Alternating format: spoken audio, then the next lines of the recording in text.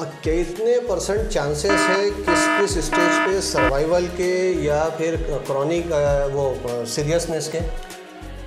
Stage wise बोला जाए अपन survival rate बोलेंगे तो स्टेज 1 में अपन कैंसर में 5 ईयर सर्वाइवल के लैंग्वेज में बात करते हैं। ओके। तो 90% 5 ईयर सर्वाइवल रेट है स्टेज 1 में।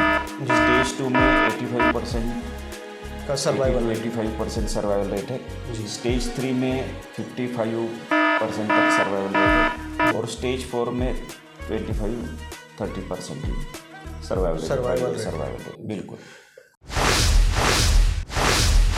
इस पूरे वीडियो में हर एक चीज़ डॉक्टर नितिन सर से हमने जानने की कोशिश की और सर ने बताया भी बहुत अच्छे से है। इस शो को हिंदी में रखने का मकसद ही और इस चैनल को हिंदी में रखने का मकसद ही यही है कि हर आम इंसान वो बात जान सके जो उसको जानने नहीं मिलती है कहीं से भी, जो उसकी पहुंच से दूर है। वो जानकारी जो उसे उसके सेहत के नज़दीक और सेहत के सुधार के लिए बेहद ज़रूरी है, वो उसे कहीं से नहीं मिल पाती है। इसलिए हमने इस चैनल की शुरुआत की है। हेलो डॉक्टर यूट्यूब चैनल जो है हमारा, ये डिजिटल मंच आप लोगों के लिए है।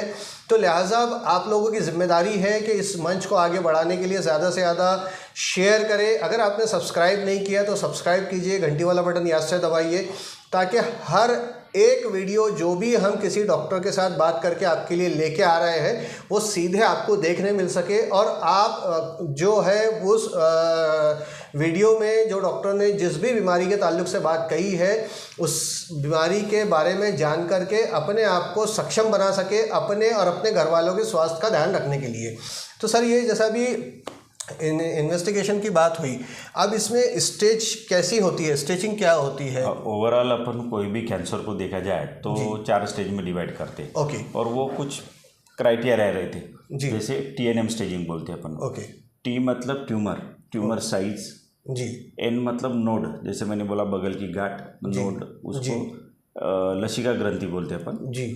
या TNM M मतलब मेटास्टेसिस मतलब रोग व्याप्ति हुई है, जैसे लीवर हड्डी या लंग में स्प्रेड हुआ है उसको मेटास्टेसिस बोलते हैं। ये 3 क्राइटेरिया लेके अपन ट्यूमर की स्टेजिंग करते हैं, TNM स्टेजिंग।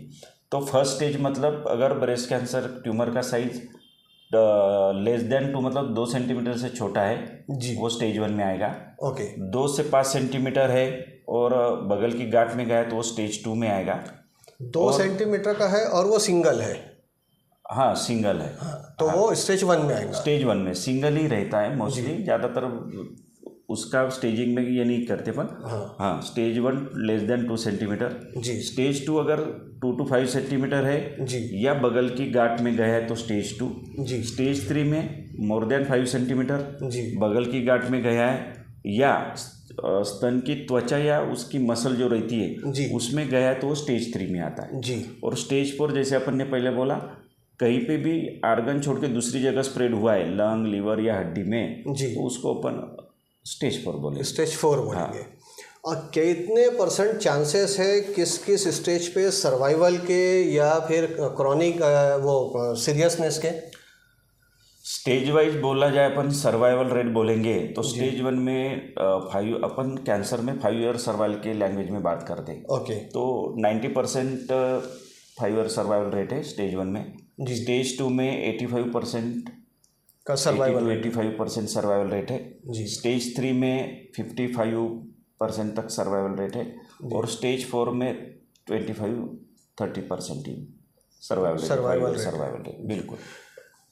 इसकी रोकथाम के लिए क्या किया जाना चाहिए सर, कैसे रोकथाम की जा सकती है? बिल्कुल, ये आपने महत्वपूर्ण प्रश्न किया है कि ब्रेस्ट कैंसर की रोकथाम के लिए क्या करना चाहिए जी। ये अवेयरनेस कैंप में हम बोलते हैं कि ब्रेस्ट कैंसर को कैसे रोका जाए, उसके लिए क्या करना चाहिए वो मैं आपको बताना चाहूँगा। सबसे महत्वपूर्ण है कि आजकल आपने देखा होगा लाइफस्टाइल मॉडिफिकेशन, अपन को जीवन शैली में बदल करना है। जैसे मैंने बताया था आपको कारणों में कि धूम्रपान और शराब, तो ये दोनों चीज़ें छोड़ना है जी। शारीरिक रूप से सक्रिय रहना है जी। स्वस्थ वजन बनाए रखना है जी। तो ये जीवन शैली में बदल है कुछ जी। जो आजकल की सेडेंटरी लाइफस्टाइल है, कंटिन्यूस बैठे रहना, उससे वेट गेन होना। हाँ। तो ये सारी चीज़ों को मॉडिफाई करना पड़ेगा। जी। दूसरा सबसे महत्वपूर्ण पार्ट है आहार।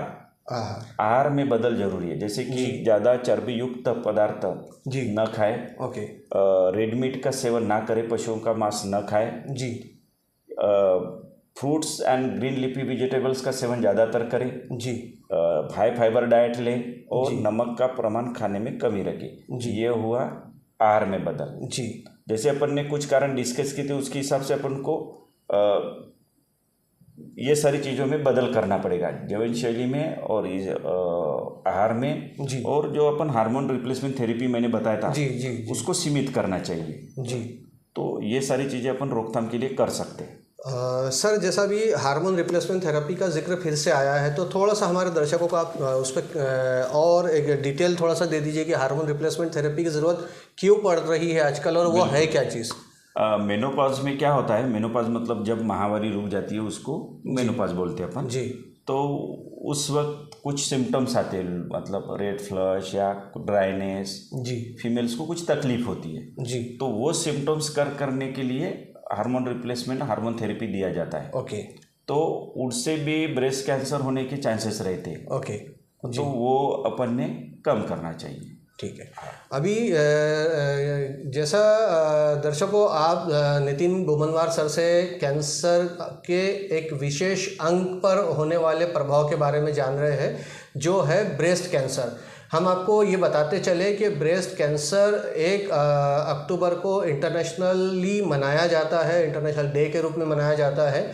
लेकिन हेलो डॉक्टर का ये मंच जो डिजिटल इवेंट कर रहा है, जिसमें अलग अलग कैंसर स्पेशलिस्ट से हम बात करके ब्रेस्ट कैंसर के प्रति जानकारियाँ इकट्ठा करके आपके सामने रखने जा रहे हैं, ताकि आप में जागरूकता पैदा की जा सके और आपके घर में जो महिलाएं हैं, हमारे समाज में जो महिलाएं हैं, उनका ख्याल ज़्यादा से ज़्यादा रखा जा सके।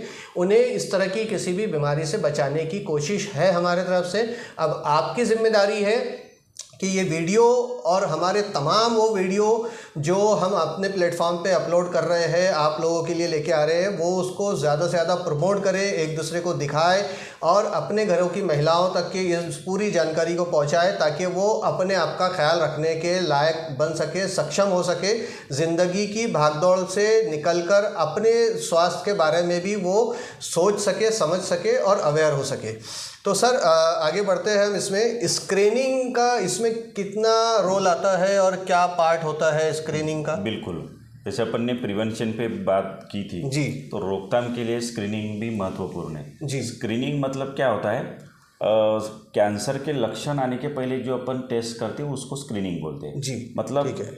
बाकी कंट्रीज में क्या होता है, हर साल लोग स्क्रीनिंग करते हैं। स्क्रीनिंग मतलब थोड़ा सा एक सवाल यहाँ उठता है कि लक्षण आने से पहले स्क्रीनिंग की जाती है। बिल्कुल जी, तो ये मतलब रूटीनली किया जाने वाला टेस्ट प्रोसीजर है जो हर एक के लिए आप सजेस्ट कर रहे हैं? वही मैं बता रहा हूँ। स्क्रीनिंग में स्क्रीनिंग मतलब जैसे बोला कि कोई भी कैंसर के लक्षण आने के पहले जो अपन परीक्षण करते हैं उसको स्क्रीनिंग कहा जाता है। जी, स्क्रीनिंग में क्या होता है, जैसे मैंने बोला कि फॉरेन कंट्रीज़ में हर साल मतलब आफ्टर एक एज अपन डिसाइड करते, उस एज के बाद स्क्रीनिंग करते। जी, तो अपने इंडिया में लोग स्क्रीनिंग नहीं करते। ओके, एक तो खर्चा, मतलब उनको लगता है कि मुझे कुछ तकलीफ नहीं है जी, तो क्यों करें, बट वो गलत राह पे जा रहे हैं। स्क्रीनिंग में क्या होता है, जैसे कि अपन ब्रेस्ट कैंसर की बात कर रहे हैं जी, तो इसमें सबसे पहले हम करते हैं मैमोग्राफी। जी, तो एवरी फीमेल मतलब हर महिला को 40 की उम्र के बाद हर साल मैमोग्राफी करना चाहिए। ओके, तो मैमोग्राफी में क्या, अगर उनको कुछ अगर लक्षण नहीं भी होंगे,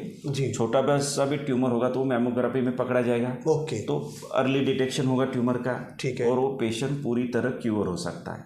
वाह, तो ये बहुत अच्छी बात है मैमोग्राफी ये का या स्क्रीनिंग का बेनिफिट है। ओके, तो और जिनके फैमिली में पारिवारिक इतिहास है या फैमिली हिस्ट्री बोलेंगे ब्रेस्ट कैंसर की, जैसे किसी की मम्मी को या मासी को ब्रेस्ट कैंसर हुआ है, उन्होंने एट द एज ऑफ 25 मतलब 25 साल की उम्र से ही स्क्रीनिंग चालू करना चाहिए। ओके, मैमोग्राफी हो या सोनोग्राफी जी, एट द एज ऑफ 25 चालू कर देना चाहिए, जिनके फैमिली हिस्ट्री है, जिनकी मम्मी या मौसी या ऐसा किसी को रहा है, या हाँ, तो उन्होंने 25 ईयर्स पे मैमोग्राफी करना चाहिए शुरू। और रूटीनली सभी महिलाओं ने आफ्टर द एज ऑफ 40 उन्होंने एवरी ईयर मैमोग्राफी करना चाहिए। ये हो गया स्क्रीनिंग का एक। तो स्क्रीनिंग में हम और जब अवेयरनेस कैंप लेते हैं तब क्लिनिकल एग्जामिनर्स स्तन स्वयं परीक्षण पे भी ज़्यादा भर देते हैं। ओके। एक तो आप एवरी ईयर आप एक फिजिशियन से कंसल्ट करके क्लिनिकल एग्जामिनेशन करवा सकते हो, या फीमेल्स को हम टीचिंग देते हैं कि वो स्तन परीक्षण कैसे करे खुद घर पे। तो उससे क्या होता है, स्तन परीक्षण मतलब वो अपनी पाल्म की सतह से पाल्पेट करेगी ब्रेस्ट को, स्तन को जी, महीने में एक बार या जो डेली जैसे भी है। तो उनको कुछ अगर नए कुछ चेंजेस आते हैं वो उनको ध्यान में आ जाते हैं। हाँ। जैसे गांठ लग रही जी, या कहीं पे हार्ड लग रहा है जी, तो ये सारी चेंजेस अगर तो उनको कुछ भी परिवर्तन होता है तो जल्दी ध्यान में आ जाएगा। बिल्कुल सही तो है। वो प्रॉपर कैंसर सर्जन को कंसल्ट कर सकते हैं। जी, तो स्तन स्वयं परीक्षण जरूरी है, जी, मैमोग्राफी, जी, या जिनके मैंने जैसे बोला आपको कि पारिवारिक इतिहास है, फैमिली हिस्ट्री है, तो उन्होंने जेनेटिक स्क्रीनिंग करना चाहिए। जेनेटिक स्क्रीनिंग में हम कुछ ब्लड टेस्ट करते हैं, जी, उससे भी अगर पता चलता है कि नहीं पॉजिटिव है स्क्रीनिंग, मतलब फैमिली में कैंसर रन हो सकता है, तो उनमें फिर एडवाइस करते हैं हम। अगर किसी ब्रेस्ट कैंसर पेशेंट उसके अगर पॉजिटिव है, उनके बच्चों में रन हो रहा है, तो हम उनमें टेस्ट करके एडवाइस करते हैं। एक तो एक हार्मोन थेरेपी देते हैं कि ब्रेस्ट कैंसर के चांसेस कम हो, नहीं तो दोनों ब्रेस्ट निकालने की सलाह देते हैं कि रिमूव करने की। जी, ये अपन को मतलब जेनेटिक स्क्रीनिंग से हेल्प होता है। जी, तो स्क्रीनिंग का इतना महत्व है। ये दर्शकों, जैसा कि अभी आपको ने सुना, डॉक्टर नितिन बोमनवार सर ने बताया कि स्क्रीनिंग कितनी ज़रूरी है और स्क्रीनिंग क्यों करानी चाहिए। ज़रूरी नहीं है कि आपको कैंसर हो तभी आप कराएं, प्री डिटेक्शन भी कर सकते हैं। और 40 के बाद में, तो 40 की एज के बाद में रूटीनली साल में एक बार फुल बॉडी चेकअप वैसे भी कराना चाहिए, ताकि कोई भी चीज़ जो है वो आइडेंटिफाई हो सके। ज़रूरी नहीं कैंसर ही, बाकी और भी बहुत सारी बीमारियां इंसान के जिस्म में होती है, तो रूटीनली एक बार तो भी साल में फुल बॉडी चेकअप करवाना ही चाहिए, कहीं ना कहीं जाकर के किसी न किसी कंसल्टेंट या किसी न किसी हॉस्पिटल में। तो चलिए आगे बढ़ते हैं इसी में। अब सर, ये तो सारी चीज़ें हुई कि हमने पहले जाना कि कारण क्या है, सिम्टम्स पे बात की, फिर हमने लक्षण पे बात की, फिर इसके स्टेजेस क्या है ये हमने देखे, परीक्षण क्या है ये सब जाना, रोकथाम कैसे की जाए। अब सर, ये तो सारी चीज़ें हो गई जिससे आइडेंटिफाई हो रहा है। बिल्कुल। इसके उपचार क्या है जी? अगर किसी को होता है तो फिर उसका लाइन ऑफ ट्रीटमेंट क्या है? बिल्कुल, मैं ट्रीटमेंट पार्ट बताना चाहूँगा जी। जैसे अपना ब्रेस्ट कैंसर का डायग्नोस हो जाता है, कंफर्म हो जाता है, या इमेजिंग में अपन को पता चलता है कि उसकी स्टेज क्या है जी, तो उस हिसाब से उसका ट्रीटमेंट डिसाइड होता है। जी। तो ओवरऑल उपचार में 3 महत्वपूर्ण चीज़ें, एक सर्जरी, दूसरा रेडिएशन थेरेपी, तीसरा कीमोथेरेपी। जी। अब सर्जरी के लिए कौन सा पेशेंट फिट है नहीं है ये अपन स्टेजिंग से डिसाइड करते हैं, या कुछ जनरल कंडीशन होती है, पेशेंट को डायबिटिक है या हार्ट प्रॉब्लम है जी, तो ये सारी चीज़ें देख के अपन सर्जरी का पेशेंट फिट है या नहीं वो देखते हैं। तो सर्जरी में 2 प्रकार की सर्जरी करते हैं अपन जी। एक तो स्तन बचाने वाली सर्जरी, जिसमें क्या होता है, जो अगर ट्यूमर छोटा है उसको 1 से 2 सेंटीमीटर की पर्दी चारों तरफ लेके वो गांठ निकालते हैं जी, और बगल वाले गांठें निकालते हैं जी। ये हो गया मतलब स्तन बचाने वाली। दूसरी होती है पूरा स्तन निकालने वाली, जिसमें पूरा स्तन निकाला जाता है बगल के गांठों के साथ, जिसमें हमारी लैंग्वेज में MR मास्टेक्टमी बोलते हैं, मॉडिफाइड रेडिकल मास्टेक्टमी, और स्तन बचाने को ब्रेस्ट कंजर्वेटिव सर्जरी। तो ये 2 प्रकार की सर्जरी की जाती है। जी। दूसरा ट्रीटमेंट में महत्वपूर्ण पार्ट है रेडिएशन थेरेपी। जी। रेडिएशन थेरेपी जैसे जो पेशेंट स्तन बचाने वाली सर्जरी करते हैं उनमें पहले दिन से ही फिक्स होता है कि रेडिएशन थेरेपी देना है। जी। मतलब जो बचा हुआ पार्ट है ब्रेस्ट उसमें ना है, इसलिए अपन को रेडिएशन थेरेपी देना पड़ता है लोकल कंट्रोल के लिए। जी। बराबर जी। या बगल की गांठें पॉजिटिव है तो उस सिनेरियो में भी हम रेडिएशन थेरेपी देते हैं। जी। तीसरा महत्वपूर्ण पार्ट है कीमोथेरेपी।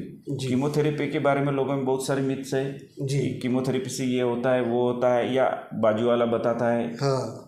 लोगों में वो थोड़ा डर ज़्यादा है। हाँ। पर आजकल ट्रीटमेंट सुविधा मतलब कीमोथेरेपी जो साइड है वो रोकने के लिए इतने सारे दवाइयाँ ट्रीटमेंट अवेलेबल है, तो पेशेंट को बहुत सारा मतलब रिलैक्सेशन मतलब उतने एडवर्स इफेक्ट नहीं होते।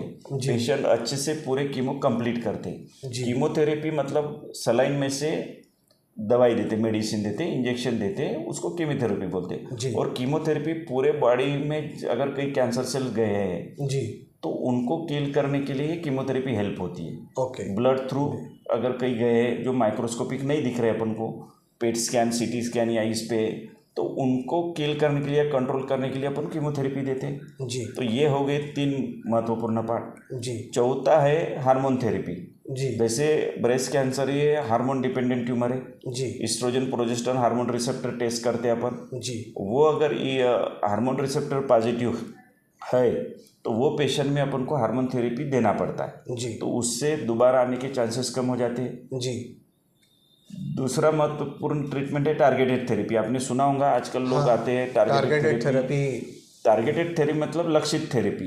अपन वो ट्यूमर सेल को टारगेट करते, पर्टिकुलर सेल्स पे ही टारगेट करते टारगेट किया जाता जैसे अब मैंने अभी बताया ER-PR पॉजिटिव, वैसे HER2 पॉजिटिव करके रहता है ब्रेस्ट कैंसर में। अगर HER2 पॉजिटिव पेशेंट है उसमें हम टारगेटेड थेरेपी देते हैं। जी तो ये 5 महत्वपूर्ण ट्रीटमेंट पार्ट्स है जी स्तन कैंसर के लिए। अगर पेशेंट अर्ली डिटेक्ट होता है तो सर्जरी से ही क्योर होता है, जी रेडिएशन की जरूरत नहीं पड़ती। जी कीमोथेरेपी की भी फिर वो स्टेज वाइज डिसाइड करना हो, कुछ फैक्टर्स रहते हैं उससे हम हाँ, वो पेशेंट टू पेशेंट डिसाइड होगा कि बिल्कुल, कैसा बिल्कुल। पेशेंट की हालत है, उसके हिसाब से तो ट्रीटमेंट जो है उसका डिसाइड किया। तो सर ये बताइए कि ये तो पूरी चीज़ें आपने इस वीडियो में कवर कर दी है। अब आखिरी में जो प्रिकॉशन लेना है ट्रीटमेंट के बाद में पेशेंट्स को, तो वो क्या प्रिकॉशन लिए जाएंगे, क्या क्या प्रिकॉशंस उसके होने चाहिए? आप प्रिकॉशंस बोल रहे हैं या हाँ, मतलब क्या अब ट्रीटमेंट हो गया है, सर्जरी हो गई है, उनका क्या आपका कोई टेक होम मैसेज रहेगा उस पर? नहीं, टेक होम मैसेज मैं बाकी जनता के लिए देना चाहूँगा ओके जी कि उन्होंने स्क्रीनिंग पे भर देना चाहिए। जी स्क्रीनिंग को इम्पोर्टेंस देके हर साल जो टेस्ट रहती है स्क्रीनिंग के लिए वो करनी चाहिए, मेल हो या फीमेल हो। जी जो जैसे ब्रेस्ट कैंसर और अपन कोलन कैंसर के लिए फीमेल के लिए, और प्रोस्टेट कैंसर और कोलन कैंसर के लिए मेल में कुछ स्क्रीनिंग टेस्ट करते हैं। जी तो सभी ने हर साल स्क्रीनिंग टेस्ट करनी चाहिए जी मैं ये टेक होम मैसेज देना चाहूँगा जी। तो दोस्तों आप इस वक्त देख रहे हैं हेलो डॉक्टर डिजिटल मंच, शो का नाम है आपकी बात डॉक्टर के साथ। डॉक्टर साहब आपका बहुत बहुत शुक्रिया, आपने बहुत अच्छे से हमारे सभी पेशेंट दर्शकों के बारे में को जानकारी दी, और ये दर्शकों को जो हिंदी में जानकारी हम आपसे प्राप्त हुई है, ख़ास तौर से हिंदी भाषा में आपने जो समझाया हमारे सभी दर्शकों को, उसके लिए आपका बहुत बहुत धन्यवाद। दोस्तों इजाज़त दीजिए, इंशाअल्लाह अज़ीज़ फिर एक नए वीडियो में नए डॉक्टर के साथ में ब्रेस्ट कैंसर पर और बाकी दीगर बीमारियों पर भी हम आपके सामने हाजिर हों। आपके जो भी सुझाव है, जो भी सवाल है, कमेंट बॉक्स में लिखिए, ताकि हम आइंदा जब भी सर से मिले तो हम सर के सामने आपके सवाल रख सकें और आपके सवालों के जवाब भी सर से हासिल करने की कोशिश करेंगे। ये भी हो सकता है कि सर डायरेक्टली भी आपको कमेंट के ज़रिए से ही रिप्लाई वहीं हमारे यूट्यूब चैनल पर भी दे पाएंगे, अगर हम सर से टच में रहेंगे। वैसे भी इजाज़त दीजिए, जज़ाकल्लाह खैर, अल्लाह हाफ़िज़।